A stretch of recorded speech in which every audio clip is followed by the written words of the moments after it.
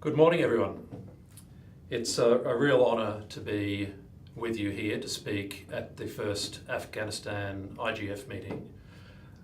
I do want to congratulate the organisers of this event and all of you for being here.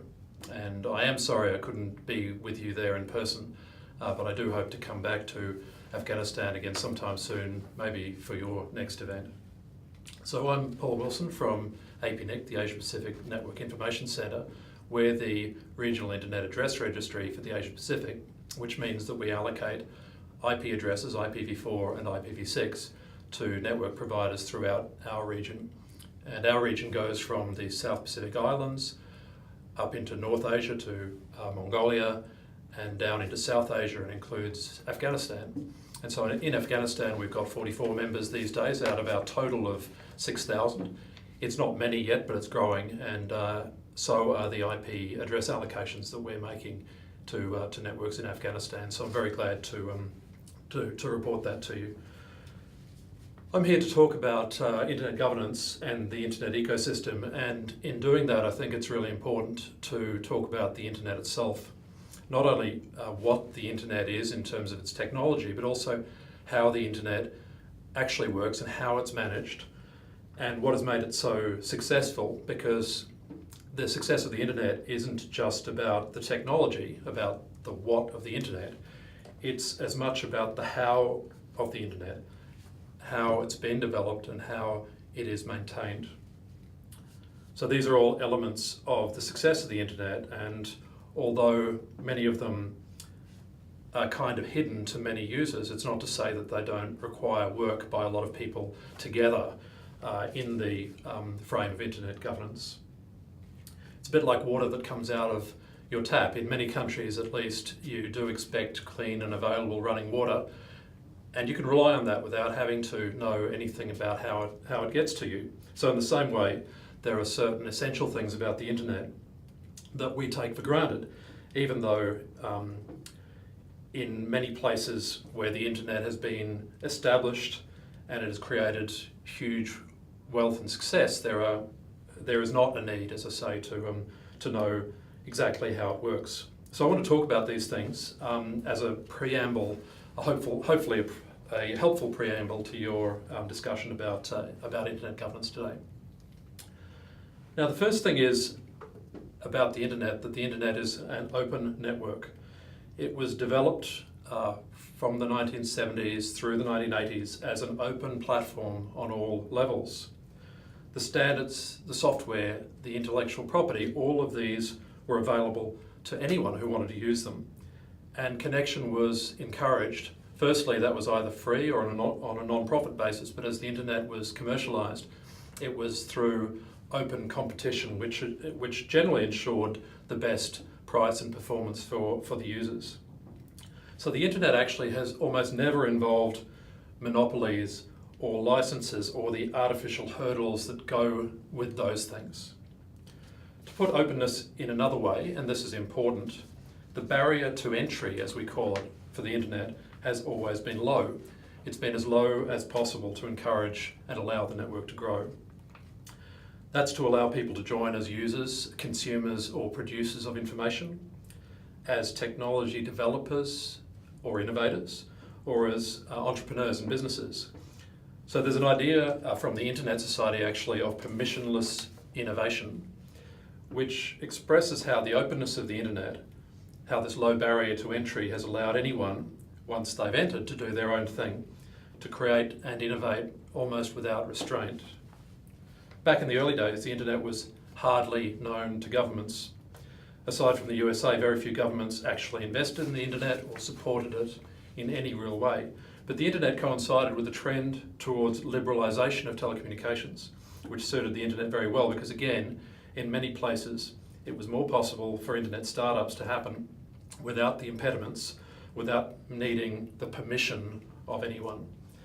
So something about a successful internet ecosystem is definitely this element of liberalisation. This doesn't mean complete deregulation, by the way, because regulation is certainly needed, but it does mean that regulations should be enabling of the internet to enable competition and innovation, also consumer choice and consumer protection. rather than setting up excessive barriers to entry of the internet itself.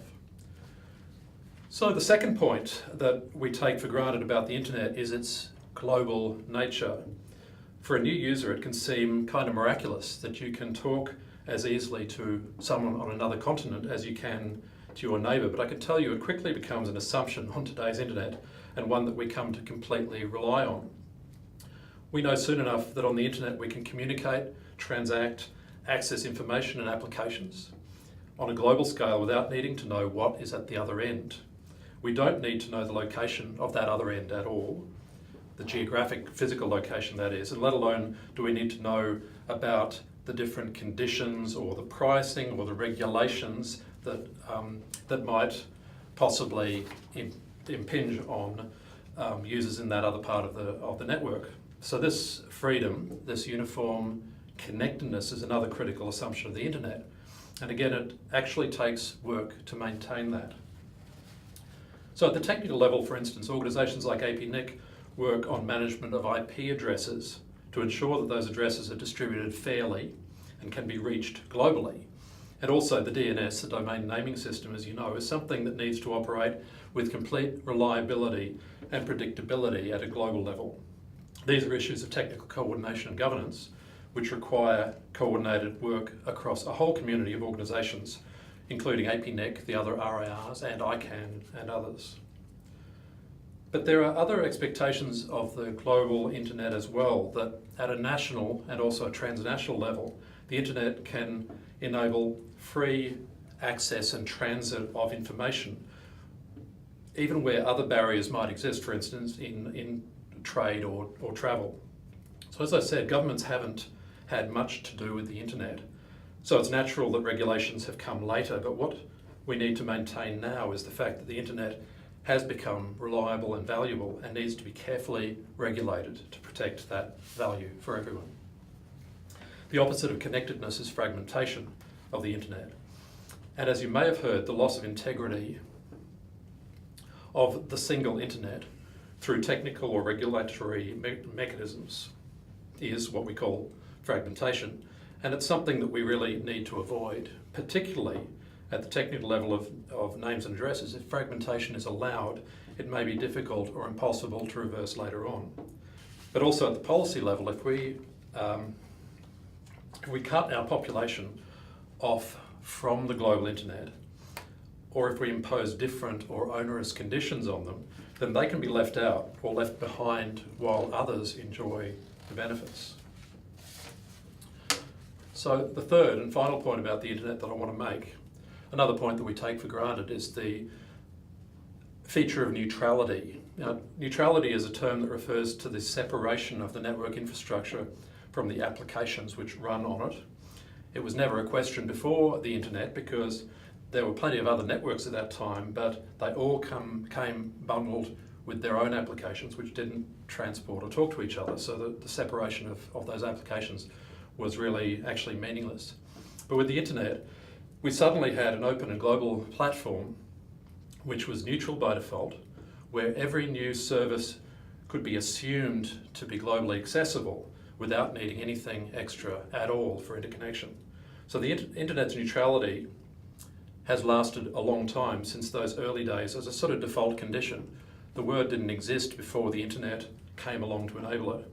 But recently, actually, many commercial pressures and business models have emerged with alliances between networks and applications or content providers, which have, some people say, which have eroded the neutrality of the internet by either prioritising traffic for some applications or applying different costs to traffic for others. And although internet businesses are actually free to make these arrangements without permission, it's now a policy question as to whether that's a bad thing or whether it should be allowed in a liberalised environment. But in any case, this discussion does illustrate that neutrality as something that the internet has enabled will require work if we want to maintain it. So, what does all of this mean for the IGF in Afghanistan? Well, as I said at the start, I don't think we can talk much about internet governance without recognising what the internet is. and what it is that needs to be protected in governing the internet. And the three features I've mentioned, which are openness, globality or interconnectedness, and neutrality, are not only essential to the internet, but they're also not guaranteed. Each of them requires work to be maintained, and if that work stops, then they are going to be eroded over time. So this, if it happened, would happen gradually, could happen in isolated areas of the internet in individual countries, or across the whole network. But it would leave us eventually with a very different internet, very different in terms of its capabilities and what it could do for us. So that network might still be called the internet, but without the openness, the connectedness, and the neutrality, which we take for granted, it would not be the same at all. The thing about IGF is I think we can't expect internet users or the internet industry to necessarily keep these things in mind at all times. It's why they're important in governance discussions for us all to come together and to understand these fundamental questions about the internet, so that it can preserve, so that we can preserve and protect the best of what we have while the internet evolves to serve our societies. So again, I think it's a great thing to see this IGF event in Afghanistan. It's definitely a step in the right direction for the country to come together to take lessons from others and to ensure together that internet governance does work for the benefit of all of us. So thank you very much. I really hope the IGF Afghanistan is a success, and please enjoy the day. Thanks.